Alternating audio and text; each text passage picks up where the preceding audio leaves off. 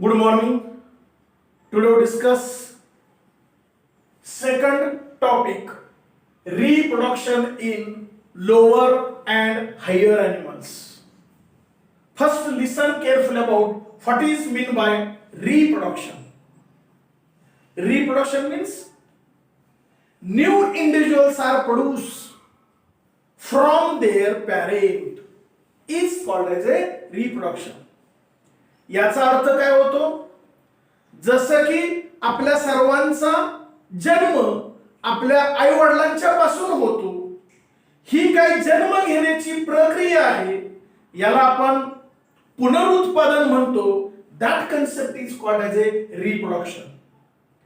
And this reproduction process takes place in lower and higher animals. दोन्ही प्रकारच्या प्राण्यांमध्ये घडते. The proper example of lower animal is amoeba, paramecium, hydra, euglena, like this. And higher animal, the proper example of this is human. In this topic, we deeply study about human reproduction. या topic मध्ये detail अभ्यास आपल्याला human reproduction चा करायचा आहे. हे basically समजून घेणं गरजेचं आहे. पण जाता जाता लोअर एनिमल्स मध्ये कशा पद्धतीचं रिप्रोडक्शन घडतं, त्याचे बेसिक कन्सेप्ट काय आहेत, हेही माहिती असणं गरजेचं आहे. Hence today we focus on only introduction of this topic.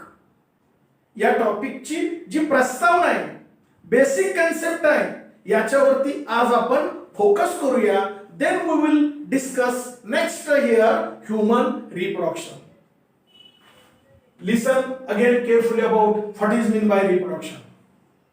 Reproduction means new individuals are produced from their parent, called as a reproduction. Actually, there are two types of reproduction. First one is asexual reproduction, and second type is sexual reproduction. These are the two types. We see one by one. First, about asexual reproduction. First point is, what is exact meaning or definition of asexual reproduction? यामध्ये रिप्रोडक्शनची जी आपण व्याख्या पाहिली ती अर्धी जशीच्या तशी असेल, पुढील अर्धा मात्र बदल वेगळा असेल. पहिली अर्धी व्याख्या कशी सेम असेल? या ठिकाणी रिप्रोडक्शनची काय व्याख्या पाहिली होती? New individuals are produced from their parent, इथपर्यंत सेम असेल. पुढील बदल काय असेल? But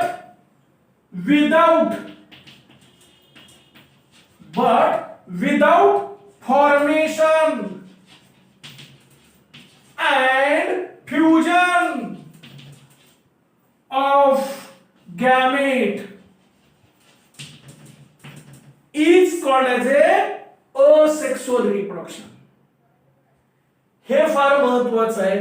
but without formation and fusion of gamete. याचा अर्थ काय होतो? Here, sperm is a haploid male gamete and ovum is a haploid female gamete. ज्याला आपण शुक्राणू म्हणतो त्याला इंग्लिश मध्ये स्पर्म म्हटलं जातं, आणि ह्युमन मधला जो मेल असतो त्याच्यापासून शुक्राणू किंवा स्पर्म तयार होत असतात, याला गॅमेट असं म्हटलं जातं. आणि फिमेल मध्ये जे स्त्री बीज असतं ज्याला ओव्हा म्हणतो तो हॅप्लॉइड फिमेल गॅमेट असतात. या पद्धतीनं गॅमेट तयारच होत नाहीत. जर ते तयारच होत नसतील तर एकत्रित येण्याचा प्रश्न येत नाही. तरी सुद्धा या ठिकाणी उत्पादन घडतं, नवीन यंगवंश जन्माला येतो. That process is called as A asexual reproduction. थोडक्यात कोणत्याही प्रकारचा मेल गॅमेट असो किंवा फिमेल गॅमेट असो तो तयार पण होत नाही, एकत्रित पण येत नाही, तरी सुद्धा उत्पादन निर्माण होतं किंवा एखादा ऑर्गॅनिझम जन्माला येतो, that process is called as A asexual reproduction. Then here some basic concept or characteristics of this asexual reproduction. याची महत्वाची कॅरेक्टर्स कोणते आहेत, एक एक एक एक आपण समजून घेऊया. Here first this is also most important character. हे याचं सर्वात महत्वाचं कॅरेक्टर आहे. कोणतं असेल? There is no formation of and fusion of gamete. Gamete तयार पण होत नाहीत आणि एकत्रित पण येत नाही. हे सर्वात महत्वाचं बेसिक कॅरेक्टर असेक्सुअल रिप्रोडक्शनचं असेल. Then second character here, it require only one parent. It require only one parent. Asexual reproduction घडत असताना फक्त एकटा ऑर्गॅनिझम चालतो. या ठिकाणी मेल वेगळा फिमेल वेगळी अशी आवश्यकता नसते. एक ऑर्गॅनिझम असला तरी सुद्धा रिप्रोडक्शन होतं. हे एक महत्वाचं दुसरं कॅरेक्टर असेल. It require only one parent. Then third, it involves only mitotic division. Mitotic division. इथं फक्त पेशींचं विभाजन होत असताना मायटोसिस याच प्रक्रियेनं होतं. एक्झाम्पल घेऊया आपण. Suppose this is the cell. Cell consists twice cell nuclei. When this cell divide itself, पेशीचं जेव्हा विभाजन होईल, then there is a formation of two daughter cells, but same like parent like this. ही पेशीमध्ये जसं टायसेल न्यूक्लिआय तसं daughter मध्ये सुद्धा टायसेल न्यूक्लिआय असेल. Parent same like parent division होतं, सेल डिव्हिजन होतं.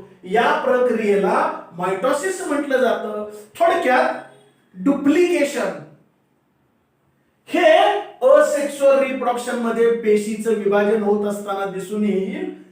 It involves only mitotic division. Then here third point, तिसरा मुद्दा यामध्ये कोणता महत्वाचा असेल? Here newly formed individual is genetically similar to parent. Genetically similar to their parent. जो नवीन इंडिव्हिज्युअल जन्माला येतो तो अगदी हुबेहूब झेरॉक्स कॉपी पॅरेंट सारखा असतो. कारण या ठिकाणी हॅप्लॉइड मेल गॅमेट आणि हॅप्लॉइड फिमेल गॅमेट असे एकत्रित येत नाहीत. एका ऑर्गॅनिझम पासूनच दोन ऑर्गॅनिझम तयार होतात आणि म्हणून हुबेहूब झेरॉक्स कॉपी जन्माला येते. म्हणून या ठिकाणी हेही कॅरेक्टर फार महत्वाचं आहे. Newly born individual or organism is genetically similar to their parent. आई वडिलांशी तो हुबेहूब मॅच असणार असतो. The next, hence there is no variation. No variation. त्याच्यामध्ये कोणतंही नाविन्य नसतं, नवीन काहीही नसतं. हुबेहूब आई वडिलांच्या सारखं असतो. म्हणजे ऍक्च्युली इथं एकच पॅरेंट आहे. जो कोणता एक पॅरेंट आहे सेम त्याच्यासारखाच असतो. 1% सुद्धा बदल नसेल. Hence there is no any variation हे एक महत्वाचं कॅरेक्टर या ठिकाणी आपल्याला दिसून येईल. Asexual reproduction takes place by process called as a fission, budding and gemule formation. या पद्धतीच्या प्रक्रिया असतात. Fission, budding and gemmule formation. ह्या तिन्ही प्रक्रिया आपण हे दोन्ही प्रकार पाहिल्यानंतर आपण डिस्कस करणार आहोत. आता एवढंच लक्षात ठेवा, fission, budding and gemmule formation या प्रक्रियेद्वारा असेक्सुअल रिप्रोडक्शन घडतं. And last examples. Asexual reproduction घडणाऱ्या प्राण्यांची एक्झाम्पल कोणती असतील? मगाशीच आपण पाहिलेलं होतं lower animals, amoeba, paramecium, hydra, sycon, sponges etcetera. These are the good example of here asexual reproduction. या पद्धतीचं हे asexual reproduction हा पहिला प्रकार असेल. Then we focus on sexual reproduction. या ठिकाणी कंपॅरेटिव्ह अनालिसिस या पद्धतीने आपण स्टडी करूया. दोन्हींचा तुलनात्मक अभ्यास करूया. First about definition. सेक्सुअल रिप्रोडक्शनची डेफिनेशन काय असेल तर रिप्रोडक्शनची अर्धी व्याख्या जशीच्या तशी असेल. New individuals are produced from their parent. इथपर्यंत सेम असेल. फक्त पुढचा बदल असेल. पुढचा बदल असेक्सुअल रिप्रोडक्शनची व्याख्या पुढची जशीच्या तशी असेल. फक्त इथं विदाउट हा शब्द वापरलेला आहे तो नसेल. पुढे काय म्हणणार? But formation and fusion of gamete. म्हणजे इथं कंपल्सरी घडेल, गॅमेट तयार होतील आणि तयार झालेले गॅमेट कंपल्सरी एकत्रित येतील आणि मगच रिप्रोडक्शन घडेल. That process is called as a sexual reproduction. म्हणून ती डेफिनेशन कशी होईल? Formation of new individuals from their parent but formation and fusion of gamete is called as a sexual reproduction. ही त्याची डेफिनेशन झाली. मग या ठिकाणी कॅरेक्टर्स कोणती असतील? इथं जे मी कॅरेक्टर सांगितली असेक्सुअल रिप्रोडक्शनची, अगदी त्याच पद्धतीनं सेक्सुअल रिप्रोडक्शनची सुद्धा स्वतःची कॅरेक्टर्स असतात. We see one by one. First about here without formation and fusion of gamete. इथं साहजिकच काय असेल? Sexual reproduction takes place only from formation and fusion of gamete. हा शब्द या ठिकाणी आपल्याला कॅन्सल करावा लागेल. Compulsory formation and fusion of gamete हा इथं पहिलं बेसिक कॅरेक्टर्स असेल. Then second, it require two parent. इथं दोन पॅरेंट लागतील compulsory. One is male, another one is female. Both are compulsory fertile. दोन्हीच्या दोन्ही फर्टाईल असणं गरजेचं आहे. म्हणजे आपल्या समाजामध्ये एक मेल एक फिमेल असतो, त्यांचं मॅरेज झालेलं असतं पण त्यांना मुलबाळ होत नाही. दोघांच्या रिप्रोडक्टिव्ह सिस्टीम मध्ये काही ना काहीतरी प्रॉब्लेम असू शकतो किंवा एकाच्या कुणाच्या तरी रिप्रोडक्टिव्ह सिस्टीम मध्ये प्रॉब्लेम असू शकतो. त्याला आपण अनफर्टाईल असं म्हणतो. मग या ठिकाणी मेल आणि फिमेल असे दोघ जण असणं गरजेचं आहे. And both are fertile. हे अत्यंत महत्वाचा पॉइंट आहे. मग या ठिकाणी इट रिक्वायर्स टू पॅरेंट हा दुसरं पॉइंट असेल. Then third point, it involves both meiotic and mitotic division. इथं मात्र मियोटिक आणि मायटोटिक दोन्हीही सेल डिव्हिजन घडतील. मियोटिक कधी घडेल? Formation of gamete. जेव्हा गॅमेट तयार होतील, हॅप्लॉइड मेल गॅमेट कोण? स्पर्म. हॅप्लॉइड फिमेल गॅमेट कोण? ओव्हा. हे जेव्हा गॅमेटोजेनेसिस होईल, फॉर्मेशन ऑफ गॅमेट होईल, तेव्हा मिओसिस होईल. आणि ड्युरिंग डेव्हलपमेंट ऑफ एम्ब्रिओ, जेव्हा गर्भ तयार होईल, तेव्हा कोणती प्रोसेस होईल? मायटोसिस. हे बेसिकली माहिती असणं गरजेचं आहे. म्हणजे इथं बोथ मिओसिस अँड मायटोसिस. आता मायटोसिस मध्ये असं घडतं, हे आपण पाहिलं. मिओसिस मध्ये कसं घडेल? तर पॅरेंटल जर टॉयसेन असेल तर डॉटर कसं असेल? सिंगल एन लाईक दिस. थोडक्यात मिओसिस म्हणजे रिडक्शन फेज. टॉयसेनचं काय होणार? सिंगल एन या पद्धतीनं. आणि मायटोसिस म्हणजे डुप्लिकेशन. इथं टॉयसेन तर इथं पण टॉयसेन, इथं टॉयसेन, असा मिओसिस आणि मायटोसिस मधला फरक आहे. आणि इथं सेक्सुअल रिप्रोडक्शन मध्ये both cell division takes place, meiosis and mitosis. Meiosis केव्हा घडते? During gamete formation. आणि मायटोसिस केव्हा घडते? During embryo development. हेही बेसिकली या ठिकाणी माहिती असणं गरजेचं आहे. Here newly form individual is not genetically similar to their parent. इथं सांगितलं होतं जेनेटिकली सिमिलर, पण या ठिकाणी मात्र नवीन जन्माला येणारा जो इंडिव्हिज्युअल असतो तो आई वडिलांच्या सारखा हुबेहूब नसतो. का नसतो?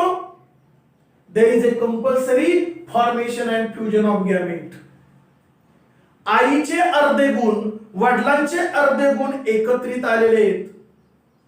आणि म्हणून आपण आपल्या आई वडिलांच्या सारखं हुबेहूब झेरॉक्स कॉपी नसतो. दिसायला, वागायला, बोलायला, राहायला, विचारायला सर्वार्थाने आपण वेगळं असतो. हे बेसिकली माहिती असणं गरजेचं आहे. म्हणजे या ठिकाणी we are different from our parent. हे सेक्सुअल रिप्रोडक्शनचं अत्यंत महत्वाचं कॅरेक्टर आहे. इथं सांगितलं होतं नो व्हेरिएशन, इथं मात्र काय सांगणार? There is a compulsory formation of new species. नवीन जो इंडिव्हिज्युअल जन्माला येतो त्याच्यामध्ये नाविन्य असतं. आईपेक्षा वेगळा असतो, वडिलांच्या पेक्षा वेगळा असतो. नवीन वातावरणाशी मिळतं जुळतं करून घेण्याची क्षमता असते, त्याच्यामध्ये नाविन्य असतं. There is a compulsory formation of variation. हे याचं महत्वाचं कॅरेक्टर असेल. And here this sexual reproduction takes place in all higher animal. जे जे प्राणी मोठे आहेत त्यांच्यातला मेल आणि फिमेल एकत्रित आल्यानंतर खऱ्या अर्थानं सेक्सुअल रिप्रोडक्शन होत असतं. एक्झाम्पल आपण कोणतेही घेऊ शकतो, cat, rat, dog, lion, monkey. आणि आपण जे सविस्तर पाहणार आहोत ते ह्युमन. आपल्यामध्ये सेक्सुअल रिप्रोडक्शन घडतं. हे बेसिकली दोन प्रकार आपल्याला माहिती असणं गरजेचं आहे. Then we focus on modes of asexual reproduction. म्हणजे कोणते? इथं जे आपण पॉइंट पाहिले होते, फिशन, बडिंग आणि जेम्यूल फॉर्मेशन, या तिन्ही पॉइंट कडे आपण फोकस करूया.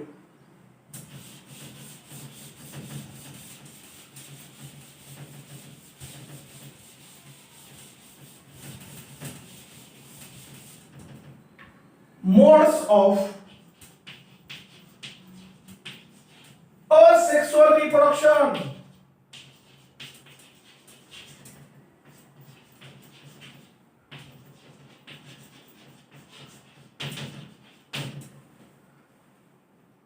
First here fission.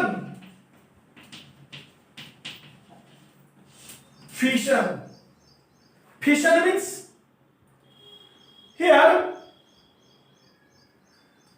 organism divide itself to form new individuals. एखादा असा ऑर्गॅनिझम असेल तो स्वतःच डिवाइड होतो आणि त्याचे दोन ऑर्गॅनिझम तयार होतात. That process is called as a fission. या पद्धतीनं कोणताही एखादा animal actually this type of asexual reproduction takes place in lower animals. Example, amoeba, paramecium, euglena, horticella या पद्धतीचे जे मायक्रोस्कोपिक ॲनिमल आहेत याच्यामध्ये या पद्धतीचं fission body of that organism divide naturally itself either two or more individuals. That process is called as a fission. त्याला fission असं म्हटलं जातं. Here there are 3 to 4 types of fission. One is irregular fission. Example, amoeba. You know very well, amoeba is also irregular in shape. मुळात अमिबाचा shape irregular असतो. The body of an amoeba is naturally divided itself by any plane. कुठून पण असा divide होतो, इथून divide होईल किंवा इथून असा डिवाइड होईल किंवा इथून डिवाइड होईल. कुठूनही कशाही प्रकारे अमिबाची बॉडी डिवाइड होईल याला म्हणायचं irregular binary fission. Sometime multiple fission, अनेक वेळा स्वतःची बॉडी डिवाइड होते आणि अनेक अमिबा तयार होतात याला म्हणायचं multiple fission. Binary means two. एका बॉडीचे दोन बॉडी तयार होणे म्हणजे बाय मीन्स टू आणि मल्टिपल म्हणजे एकाच बॉडीचे अनेक बॉडी तयार होतील याला मल्टिपल फिशन असं म्हणायचं. The next here longitudinal fission. Longitudinal means suppose this is your euglena. Suppose this animal is euglena. This euglena animal divides here at longitudinal axis. उभा बरोबर मध्यभागी डिवाइड होईल नॅचरली. एका युगलिनाचे असे दोन युगलिना तयार होतील इन ए व्हर्टिकल मॅनर और लॉन्जिट्युडिनल ऍक्सिस. उभा छेद होईल आणि बॉडीचे दोन भाग पडतील याला म्हणायचं longitudinal fission. Then here next transverse fission. Transverse fission means suppose this is the paramecium body. Suppose this is the rough diagrammatic representation of paramecium. Here, this paramecium divides itself in two separate like this paramecium.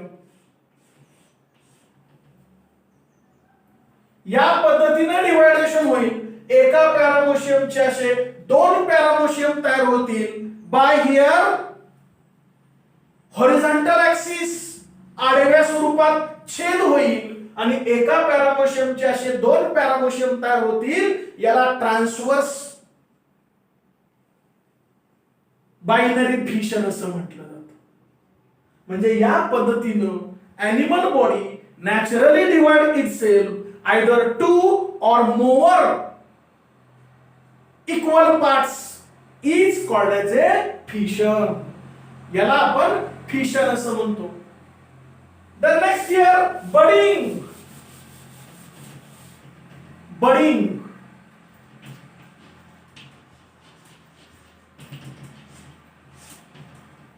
Budding means here example Hydra. Suppose this is the diagrammatic presentation of Hydra. Here these are the tentacles. Here you know very well Hydra is hermaphrodite animal, bisexual animal. Here these are the testes, ovaries. Body is coelomate like this.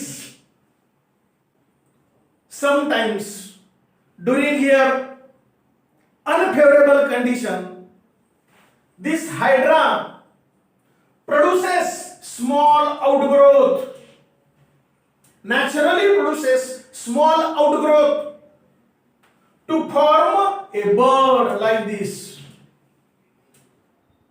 After some times, this small bird develops, becomes mature, and naturally detach from old hydra. नवीन छोटीशी bird, छोटा hydra जन्माला येतो आणि हा hydra नवीन जन्माला आल्यानंतर तो हळूहळू मोठा होईल आणि आपोआप नैसर्गिक डिटॅच म्हणजे गळून पडेल फ्रॉम दिस पॅरेंटल हायड्रा. हा गळून पडेल आणि नव्यानं पुन्हा तो डेव्हलप होईल. या पद्धतीचं असेक्सुअल रिप्रोडक्शन हायड्रामध्ये घडतं. That process is called as A budding in hydra. या पद्धतीचं या ठिकाणी असेक्सुअल रिप्रोडक्शन बाय बडिंग होत असताना दिसून येईल. And then here last third,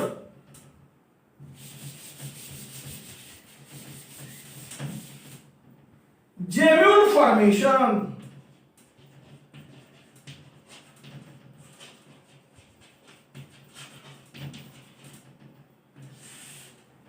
Gemule formation.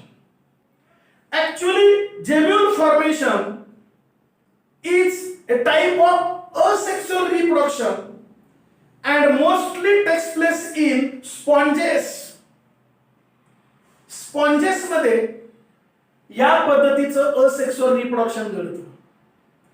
Here actually sponges is made up of aggregation of dormant cell. Aggregation म्हणजे एकत्रित येणं, डॉर्मंट सेल म्हणजे सुप्त अवस्थेत असलेल्या पेशी एकत्रित येतात. त्या पेशींचं नाव आहे अर्चिओसाइट्स. अर्चिओसाइट्स नावाच्या पेशी सुप्त अवस्थेत असतात आणि त्या पेशी एकत्रित अशा ऍग्रीगेशन होतं. During here favourable condition these cells become mature or develop and hatch. या पद्धतीने त्या स्प्लिट अप होतील, फुटतील and then forms new young ones, newly formed Spongilla. नव्यानं स्पॉन्ज तयार होईल. या पद्धतीनं असेक्सुअल रिप्रोडक्शनची तिसरी मेथड म्हणजे जेम्यूल फॉर्मेशन. हे एक तिसरा प्रकार असेल. And then last here regeneration. Regeneration means here formation of new part which is naturally lost. याचा अर्थ काय होईल? एक्झाम्पल वॉल लिझार्ड और हाऊस जक्को. आपल्या घरामध्ये पाल असते आणि त्या पालीची शेपटी जर कट झाली चुकून नॅचरली तर काही दिवसांनी ती आपोआप पुन्हा रिडेव्हलप होतो. redevelopment of body part which is lost. नाहीसा झालेला तुटलेला अवयव पुन्हा तयार होणं, that process is called as a regeneration. म्हणजे या पद्धतीचे असेक्सुअल रिप्रोडक्शन होत असतं. that concept is called as a modes of asexual reproduction. हे एवढं बेसिकली माहिती असणं गरजेचं आहे. Then next lecture we discuss about sexual reproduction. आणि सेक्शुअल रिप्रोडक्शनचं प्रॉपर एक्झाम्पल आपण कोणतं अभ्यासणार आहोत? ह्यूमन. आपल्या बॉडीमध्ये मेल रिप्रोडक्टिव्ह सिस्टीम कशी आहे, फिमेल रिप्रोडक्टिव्ह सिस्टीम कशी आहे, मेन्स्ट्रुअल सायकल कशी असते, मग फर्टिलायझेशन कसं होतं, एम्ब्रियोची डेव्हलपमेंट कशी होते, पार्च्युरेशन म्हणजे डिलिव्हरी कशी होते, हे सर्व डिटेल या टॉपिक मध्ये आपण अभ्यासणार आहोत. This is the proper introduction of this topic. here reproduction in lower and higher animals. Is it clear? Are you getting this? Okay. Thank you.